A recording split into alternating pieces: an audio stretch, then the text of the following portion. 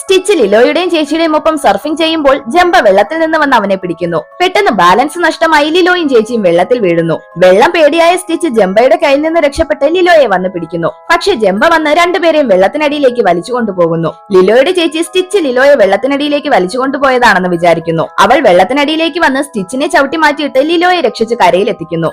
ബോധം നഷ്ടമായ സ്റ്റിച്ചിനെ കറക്റ്റ് ടൈമിൽ ഡേവിഡ് വന്ന് രക്ഷിക്കുന്നു. ലിലോയുടെ ചേച്ചി സ്റ്റിച്ചിനെ കൂട്ടാതെ അവളെയും കൊണ്ട് വീട്ടിലേക്ക് പോകുന്നു. സ്റ്റിച്ചിന് താൻ അവളെ വേദനിപ്പിച്ചെന്ന് മനസ്സിലാവുന്നു. അതുകൊണ്ട് തന്നെ അവിടെ നിന്ന് പോകാൻ തീരുമാനിക്കുന്നു. അവൻ തനിക്കിഷ്ടമുള്ള ഒരു സ്റ്റോറി ബുക്ക് മാത്രം എടുത്തുകൊണ്ട് അവിടെ നിന്ന് പോകുന്നു. കാടിനകത്തേക്ക് വന്നവൻ ആ ബുക്ക് തുറന്ന് അതിനകത്തെ ഹാപ്പി ഫാമിലിയെ നോക്കുന്നു. അപ്പോൾ അതിനകത്തെ അഗ്ലി ഡക്ലിംഗ് കരഞ്ഞതുപോലെ അവൻ ഉറക്കെ വിളിക്കുന്നു. പക്ഷെ ആരും വന്നില്ല.